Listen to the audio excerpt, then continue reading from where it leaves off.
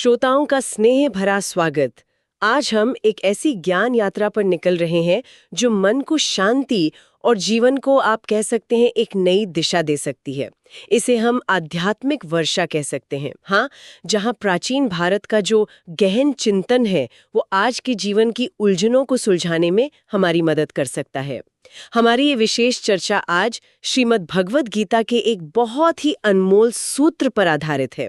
और ये जो पूरा गहन और विस्तृत संकलन है जिस पर हमारी आज की बातचीत केंद्रित है, ये कप्तान श्याम बहादुर चौहान जी के अथक परिश्रम और शोध का परिणाम है। हमारा उद्देश्य आज भगवद गीता के अध्याय 5 श्लोक 18 में जो समदर्शिता का सिद्धांत बताया गया है, मतलब हर किसी को, हर जीव को एक समान दृष्टि से देखने की कला, उसको समझना है और ये भी देखना है कि ये आज हमारे जीवन को कैसे बेहतर बना सकती है। तो चलिए इस ज्ञान संगम में साथ मिलकर गोता लगाते हैं। बिल्कुल। और ये विषय तो आज के समय में शायद पहले से भी कहीं ज्यादा जरूरी हो गया है। अब देखिए, ये देखना बड़ा दिलचस्प है कि कैसे हजारों साल पहले कहा गया एक श्लोक आज भी व्यक्ति की अंदरूनी शांति से लेकर आप कह सकते हैं पूरी दुनिया में सद्भाव लाने तक का रास्ता दिखा सकता है।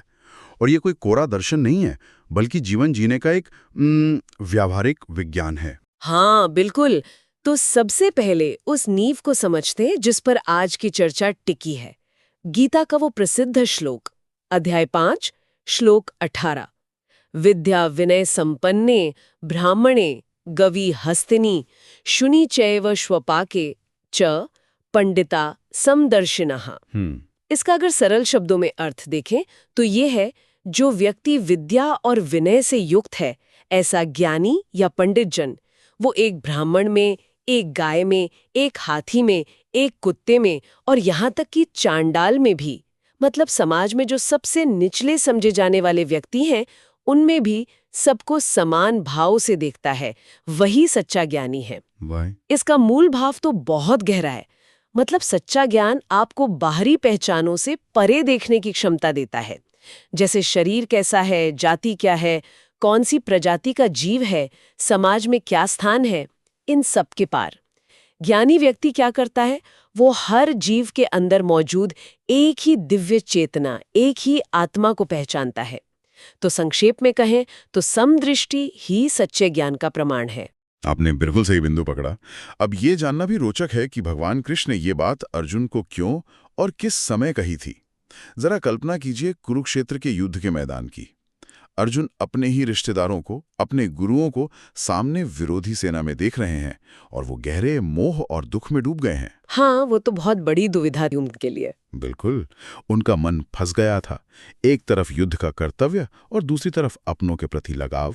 और उस समय के समाज में जो वर्ण भेद और ऊंच नीच की भावना थी, वो भी कहीं ना कहीं उनके मन में तो रही ही होगी।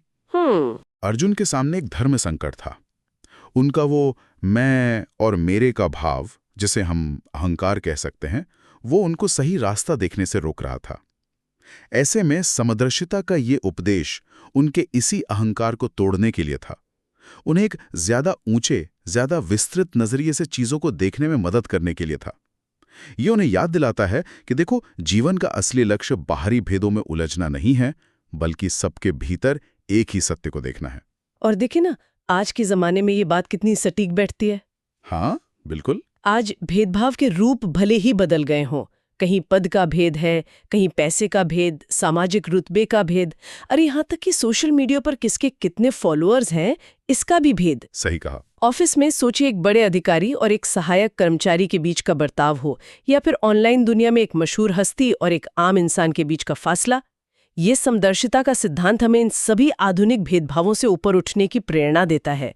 ये कहता है कि भाई, सबके भीतर छिपी उस समानता को देखो। और यहाँ ये चर्चा और भी दिलचस्प हो जाती है जब हम देखते हैं कि इस एक श्लोक को अलग अलग महान चिंतकों ने, आचार्यों ने किस तरह समझा, उसकी व्याख्या कैसे की। जैसे अगर हम आदि शंकराचार्य जी को देखें तो वो इसे अपने अद्वैत वेदांत के नज़रिए से समझाते हैं। उनका कहना है कि मूल रूप से तो सब कुछ एक ही ब्रह्म है। ये जो भेद हमें दिखते हैं ना, ये बाहरी हैं, माया की तरह हैं। इसीलिए ज्ञानी के लिए ब्राह्मण और चांडाल में तत्व के स्तर पर कोई अंतर नहीं है जी। वहीं रामानुजाचार्य जी का जो विशिष्टाद्वैत दर्शन है, वो कहता है कि सभी जीव ईश्वर के ही शरीर के अंग हैं। जैसे हमारे हाथ, पैर, आंखें अलग अलग होते हुए भी एक ही शरीर का हिस्सा है, वैसे ही सारे प्राणी ईश्वर के अंश है। इसलिए सबके प्रति आदर और संभाव रखना स्वाभाविक है। और मध्वाचार्य जी, जो द्वैतवाद के समर्थक हैं, वो मानते हैं कि ईश्वर और जीव अलग हैं, लेकिन ईश्वर हर जीव के हृदय में अंतर्यामी रूप में विराजमान है। इसलिए हर जीव में उसी परमेश्वर का वास देखकर सबके प्रति समान दृष्टि रखनी चाहिए। और इसमें जो आकर्षक पहलू है वो ये है कि इन दार्शनिक व्याख्याओं के साथ साथ न बहुत ही व्यावहारिक शिक्षाएं भी जुड़ी हुई हैं। जैसे स्वामी विवेकानंद जी को देखिए, उन्होंने इसी समदर्शिता को सार्वभौमिक भाईचारे या वसुधैव कुटुंबकम, पूरी दुनिया एक परिवार है, इसका आधार बताया। उन्होंने जोर देकर कहा कि भाई जब तक हम समाज के सबसे वंचित व्यक्ति में और सबसे ज्ञानी व्यक्ति में एक ही परमात्मा को देखने का अभ्यास नहीं करेंगे, तब तक ना तो हमारी अपनी आध्यात्मिक तरक्की होगी, ना ही हमारे देश का सच्चा विकास। बहुत महत्वपूर्ण बात कही। और स्वामी चिन्मयानंद जी ने एक बहुत ही, आप कह सकती हैं, व्यवहारिक बात समझाई। उन्होंने कहा कि समदर्शिता का मतलब ये नहीं कि आप सबसे एक जैसा व्यवहार करें। नहीं। अच्छा। इसका मतलब है कि आप सबका एक जैसा मूल्यांकन करें, मतलब सबके प्रति मन में समान आदर रखें। जैसे आप एक राजा से और एक सामान्य नागरिक से शायद अलग अलग तरह से बात करेंगे, क्योंकि उनकी सामाजिक भूमिकाएं अलग हैं। हाँ, वो तो है। लेकिन आपके मन, अंदर, दोनों के लिए सम्मान और महत्व का भाव एक जैसा होना चाहिए। ये बहुत सूक्ष्म लेकिन जरूरी फर्क है। ये बहुत अच्छी तरह समझाया है आपने, व्यावहारिक बात है ये। जी। और डॉक्टर सर्वपल्ली राधाकृष्णन जैसे आधुनिक विचारक ने इसे सामाजिक न्याय और मानवीय समानता का दार्शनिक आधार माना है। यह सिद्धांत हमें सिखाता है कि किसी भी इंसान का मूल्य उसकी जाति, धर्म, लिंग या सामाजिक स्थिति से तय नहीं होता, नहीं, बल्कि उसकी आंतरिक दिव्यता से होता है। और कमाल की बात यह है कि आज का विज्ञान भी, आप देखिए, अनजाने में इसी दिशा में इशारा कर रहा है। अच्छा, कैसे? जैसे न्यूरोसाइंस यानी मस्तिष्क विज्ञान बताता है कि जब हम करुणा, सहानुभूति या समानता का भाव महसूस करते हैं, तो हमारे मस्तिष्क का अगला हिस्सा, प्रीफ्रंटल कॉर्टेक्स, हाँ, सुना है इसके बारे में। जी, जो तर्क, योजना और नैतिक निर्णय लेने में मदद करता है, वो ज्यादा सक्रिय होता है। वहीं जब हम भेदभाव, नफरत या डर महसूस करते हैं, तो मस्तिष्क का एक और हिस्सा, अमिगडाला, जो भावनात्मक प्रतिक्रियाओं, खासकर डर और गुस्से से जुड़ा है, वो हावी हो जाता है। ओह! यानी समदृश्यता का अभ्यास सचमुच हमारे सोचने के तरीके को बदल सकता है, हमें ज्यादा शांत और संतुलित बना सकता है। ये तो बहुत दिलचस्प है। और मनोविज्ञान में एक सिद्धांत है कॉग्निटिव डिसोनेंस। इसका मतलब है कि जब हमारे विचार और हमारे काम में अंतर होता है, जैसे हम कहें कि सब बराबर हैं पर बर्ताव में भेद करें, तो मन में एक तनाव पैदा होता है। समदर्शिता इस तनाव को कम करती है, क्योंकि यह हमारे विचारों और कर्मों को एक सीध मिलाती है। इससे मानसिक शांति मिलती है। अच्छा। जीव विज्ञान तो हमें याद दिलाता ही है कि सभी मनुष्यों का 99.9% डीएनए एक जैसा है। बाहरी अंतर तो बहुत मामूली हैं, और समाज विज्ञान दिखाता है कि जिन समाजों में समानता और न्याय ज्यादा होता है, वे ज्यादा स्थिर होते हैं, खुशहाल होते हैं और तरक्की भी करते हैं। ठीक है, तो अब इस प्राचीन ज्ञान के खजाने को थोड़ा और खोलते हैं और देखते हैं कि ये आज हमारे रोजमर्रा के जीवन में कैसे काम आ सकता है, हमारे व्यक्तिगत विकास के लिए, हमारे रिश्तों के लिए और समाज की बेहतरी के लिए। ये सिर्फ सुनने में अच्छी लगने वाली बात नहीं है, इसे सचमुच जिया जा सकता है। कैसे? बिल्कुल। सबसे पहले बात करते हैं अपने व्यक्तिगत विकास की, मतलब खुद को बेहतर बनाने की। इसे रोजाना कैसे अभ्यास में लाएं? कुछ आसान तरीके हो सकते हैं, जैसे हर सुबह उठकर एक पल के लिए संकल्प लें, आज मैं हर मिलने वाले व्यक्ति में, हर परिस्थिति में उसी एक चेतना को देखने की कोशिश करूंगा या करूंगी। ये अच्छा है, एक इरादा बनाना। जी। और दिन में जब भी किसी के प्रति मन में कोई नकारात्मक विचार आए, जैसे गुस्सा, ईर्ष्या या घृणा, तो एक पल रुक कर सोचें, क्या मैं सिर्फ बाहरी रूप, रंग, पद या व्यवहार में उलझ रहा हूं या उलझ रही हूं? इसके पीछे की आत्मा तो वैसी ही है जैसी मुझ में है। रात को सोने से पहले दिन भर मिले लोगों को मन ही मन धन्यवाद दें, उनके अंदर की अच्छाई को याद करें, चाहे वे कोई भी हों। इसका असर क्या होगा, मतलब मानसिक स्वास्थ्य पर? सीधा असर पड़ता है। जब हम लगातार दूसरों से अपनी तुलना करना छोड़ देते हैं, वो जो प्रतिस्पर्धा की दौड़ है उससे थोड़ा बाहर निकलकर सबको उनके अपने स्वरूप में स्वीकार करते हैं, तो अंदर का तनाव कम होता है। तनाव बढ़ाने वाले हार्मोन जैसे कोर्टिसोल, उनका स्तर घट सकता है। अच्छा। हम दूसरों की तारीफ या आलोचना पर कम निर्भर होते हैं, क्योंकि हमारा आत्ममूल्य अंदर से आता है, बाहरी मान्यताओं से नहीं। और ये धीरे धीरे चिंता और अवसाद जैसी समस्याओं को कम करने में भी मददगार हो सकता है। ये तो बहुत बड़ी बात है। और आध्यात्मिक नजरिए से देखें तो ये एक यात्रा है। पहले हम इस सिद्धांत को समझते हैं, ये हुआ ज्ञान। फिर इसे आसान परिस्थितियों में, जैसे अपने परिवार या दोस्तों के साथ अभ्यास करना शुरू करते हैं, ये हुआ अभ्यास। धीरे धीरे इसका दायरा बढ़ाते हैं, उन लोगों के प्रति भी संभाव रखने की कोशिश करते हैं जिनसे हमारी नहीं बनती या जो हमें पसंद नहीं, ये हुआ विस्तार। और लगातार अभ्यास से ये हमारा स्वभाव बन जाता है, एक सहज अवस्था आ जाती है, जिसे गीता में स्थित प्रज्ञ कहा गया है। स्थित प्रज्ञ, हाँ। यानी ऐसा व्यक्ति जो सुख दुख, लाभ हानि, मान अपमान में समान रहता है, विचलित नहीं होता। और ये संभाव हमारे रिश्तों पर कैसे असर डालता है, खासकर पारिवारिक रिश्तों पर? क्योंकि अक्सर यहीं पर भूमिकाओं को लेकर, अपेक्षाओं को लेकर, छोटी छोटी बातों पर सबसे ज्यादा तनाव होता है। सोचिए, पति पत्नी के रिश्ते में अगर दोनों एक दूसरे को सिर्फ अपनी भूमिका, पति या पत्नी, इस चश्मे से देखने की बजाय एक स्वतंत्र आत्मा के रूप में देखें, जिसमें वही दिव्यता है जो खुद में है, तो शायद बहुत सी शिकायतें और अपेक्षाएं अपने आप कम हो जाएं। बिल्कुल। आपसी सम्मान और प्रेम गहरा हो सकता है।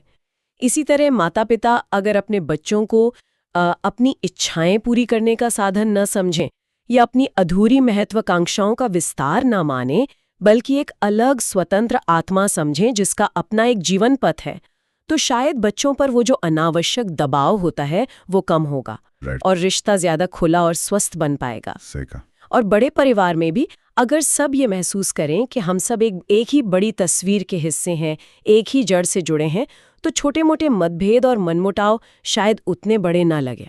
और यहीं पर मानवीय संबंधों का एक और पहलू आता है, वो है प्रेम और आकर्षण का।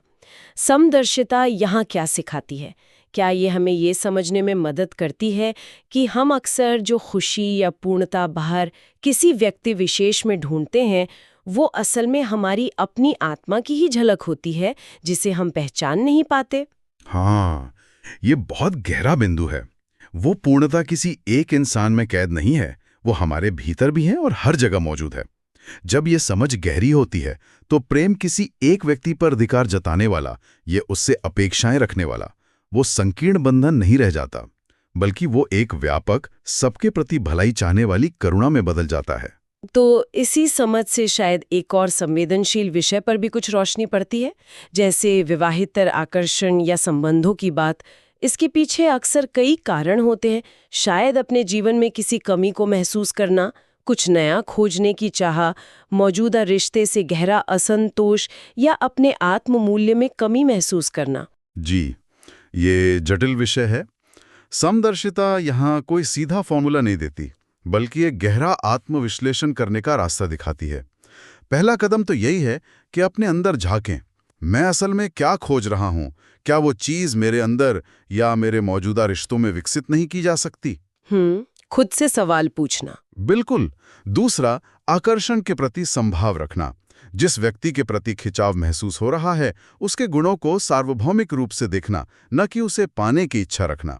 उसके प्रति भी एक मैत्रीपूर्ण, आदरपूर्ण भाव रखना, अधिकार या कामना से मुक्त होकर। अच्छा, मतलब उस व्यक्ति को भी एक आत्मा के रूप में देखना। हाँ।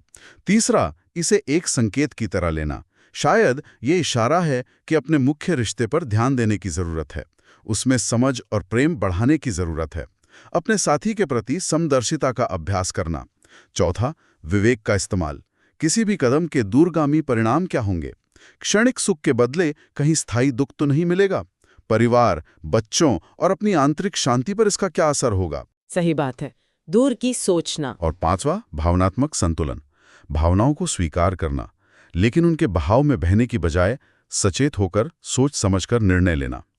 ये याद रखना जरूरी है कि समदर्शिता का लक्ष्य हमें संकीर्ण मोह से निकालकर सार्वभौमिक प्रेम की ओर ले जाना है, न कि नए उलझाव पैदा करना। पारिवारिक एकता और सबका हित महत्वपूर्ण है। ये बहुत स्पष्टता से आपने समझाया। और यही समदर्शिता का सिद्धांत हमारे कामकाज की जगह यानी व्यावसायिक जीवन में भी क्रांतिकारी बदलाव ला सकता है।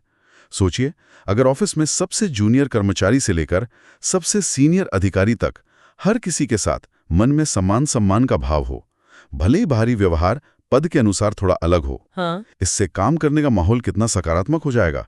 टीम भावना बढ़ेगी, सहयोग बढ़ेगा और अंततः काम की गुणवत्ता और उत्पादकता दोनों में सुधार होगा। ये तो है, माहौल अच्छा हो तो काम भी अच्छा होता है। बिल्कुल, और ये हमें जीवन के उतार चढ़ाव यानी सफलता और असफलता को भी संतुलित तरीके से लेना सिखाता है। जब हम सफलता मिलने पर अहंकार में नहीं डूबते और असफलता मिलने पर निराश होकर हिम्मत नहीं हारते, बल्कि दोनों परिस्थितियों में एक संभाव बनाए रखते हैं, तो हम ज्यादा स्थिर और टिकाऊ बनते हैं। हमारा ध्यान प्रक्रिया पर रहता है, सिर्फ परिणाम पर नहीं। इससे काम में गहरी संतुष्टि मिलती है, जो सिर्फ बाहरी उपलब्धि से नहीं आती। ये संतुलन बहुत जरूरी है। और अगर कोई नेतृत्व की भूमिका में है, तब तो समदर्शिता एक अनिवार्य गुण बन जाता है। एक सच्चा लीडर वही है जो अपनी टीम के हर सदस्य की अंदरूनी क्षमता को पहचानता है, चाहे उसका पद या पृष्ठभूमि कुछ भी हो। वो सबको आगे बढ़ने का बराबर मौका देता है, फैसले लेने में निष्पक्ष रहता है और अपनी टीम का भरोसा जीतता है। ऐसी टीम न केवल ज्यादा कामयाब होती है, बल्कि ज्यादा खुश भी रहती है। अब कुछ विशेष वर्गों के संदर्भ में बात करते हैं, जैसे युवाओं के लिए समदृष्टि कैसे मददगार हो सकती है। आज के कंपटीशन के दौर में युवाओं के लिए समदृष्टि उन्हें दूसरों से बेवजह तुलना करने और जलन महसूस करने से बचा सकती है। ये सहयोग और टीम वर्क की भावना को बढ़ावा देती है। सोशल मीडिया पर जो दूसरों की परफेक्ट दिखने वाली जिंदगी है, उसे देखकर जो हीन भावना आती है, उससे उभरने में मदद करती है। सही कहा। पुरुषों के लिए ये काम और परिवार की जिम्मेदारियों के बीच एक स्वस्थ संतुलन बनाने और रिश्तों में गहराई लाने में सहायक हो सकती है। वरिष्ठ नागरिकों के लिए ये उम्र के साथ आने वाली शारीरिक सीमाओं को स्वीकार करने और अपना ध्यान शरीर से हटाकर आत्मा की शांति पर केंद्रित करने में मदद करती है। इससे बुढ़ापे का अकेलापन और डर कम हो सकता है।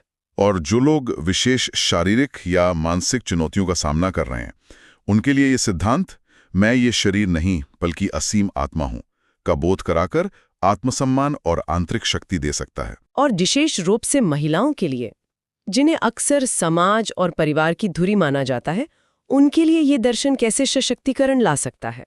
देखिए, एक गृहिणी जब अपने परिवार के सदस्यों, पति, बच्चे, बुजुर्ग में सिर्फ रिश्ते नहीं बल्कि उसी एक परमात्मा का अंश देखती है, तो उसकी रोजमर्रा की सेवा भी एक साधना बन जाती है। घर का माहौल ज्यादा प्रेमपूर्ण और सकारात्मक बनता है और उसका अपना तनाव कम होता है। इसे कहते हैं ना, घर की दहलीज ही पहला आश्रम है। बहुत खूब कहा। एक कार्यरत महिला जब कार्यस्थल पर पुरुष सहकर्मियों के साथ बराबरी का और सम्मान का भाव रखती है और उनसे भी यही अपेक्षा करती है, तो ये न केवल पेशेवर रिश्ते बेहतर बनाता है, बल्कि वर्क लाइफ बैलेंस साधने में भी मदद करता है। सामाजिक कार्य करने वाली महिला के लिए ये जरूरी है कि वो समाज के हर वर्ग, अमीर, गरीब, पढ़े लिखे या अनपढ़, सबके प्रति समान करुणा और सेवा का भाव रखे। और माँ, बहन, बेटी, पत्नी जैसी अनगिनत महत्वपूर्ण भूमिकाओं में समदर्शिता का अभ्यास इन रिश्तों को बोझ या बंधन की जगह आत्मिक विकास का अवसर बना सकता है। इससे रिश्तों में गहराई और सार्थकता आती है। अगर हम इन सब बिंदुओं को जोड़कर देखें और इसे एक बड़े परिप्रेक्ष्य में रखें, तो इसका असर बहुत दूर तक जाता है। ये शुरू होता है व्यक्ति की अपनी आंतरिक शांति से। जब व्यक्ति शांत और संतुलित होता है, तो पारिवारिक रिश्तों में एकता और प्रेम बढ़ता है। हाँ, जब परिवार मजबूत और सामंजस्यपूर्ण होते हैं, तो समाज में समरसता आती है। एक सामंजस्यपूर्ण समाज ही मिलकर राष्ट्र की उन्नति और उत्पादकता को बढ़ा सकता है। और जब अलग अलग राष्ट्रों के बीच समदृष्टि का भाव आता है, एक दूसरे के प्रति सम्मान बढ़ता है, तो पूरी दुनिया में शांति और सद्भाव का माहौल बन सकता है। ये तो एक पूरी श्रृंखला है, एक के बाद एक जुड़ी हुई। बिल्कुल। राष्ट्र निर्माण के नजरिए से देखें तो समदृष्टि ऐसे नागरिक तैयार करती है जो चरित्रवान हो, निष्पक्ष हो, अपने कर्तव्यों को समझते हों और दूसरों के अधिकारों का सम्मान करते हों। ये अनेकता में एकता के भारतीय आदर्श को मजबूत करती है। जब हम हर किसी में संभावना देखते हैं, तो प्रतिभा को सही अवसर मिलता है और राष्ट्र अपनी पूरी क्षमता का उपयोग कर पाता है। वैश्विक स्तर पर ये वही भावना है जिसे वसुधैव कुटुंबकम कहा गया, यानी पूरी पृथ्वी ही हमारा परिवार है। जब ये भाव मन में आता है तो देशों के बीच झगड़े, नफरत और प्रतिस्पर्धा कम होती है और सहयोग और आपसी समझ बढ़ती है। और क्या ये दृष्टि सिर्फ इंसानों तक ही सीमित है? श्लोक में तो पशुओं का भी जिक्र था। बिल्कुल सही याद दिलाया आपने। याद कीजिए, श्लोक में ब्राह्मण और चांडाल के साथ साथ गाय, हाथी और कुत्ते का भी जिक्र है। ये हमें याद दिलाता है कि समदर्शिता का ये भाव हमें प्रकृति के अन्य जीवों के प्रति भी रखना है। जब हम पेड़ पौधों, पशु पक्षियों में भी उसी एक जीवन शक्ति को देखते हैं तो उनका बेवजह नुकसान करने से बचते हैं। हाँ, उनके प्रति भी एक सम्मान का भाव आता है। जी, पर्यावरण की रक्षा करना तब कोई बाहरी दबाव नहीं रहता, बल्कि हमारा आंतरिक स्वभाव बन जाता है। ये हमें सतत विकास, जिसे सस्टेनेबल डेवलपमेंट कहते हैं, उसकी ओर ले जाता है, जहां हम प्रकृति के साथ तालमेल बिठाकर जीना सीखते हैं। तो आज की इस विस्तृत और गहन चर्चा का सार यही निकलता है कि भगवद गीता में बताई गई समदर्शिता सिर्फ एक ऊंचा दार्शनिक विचार भर नहीं है, बल्कि ये सच्चे ज्ञान की कसौटी है और एक व्यवहारिक जीवन पद्धति भी है।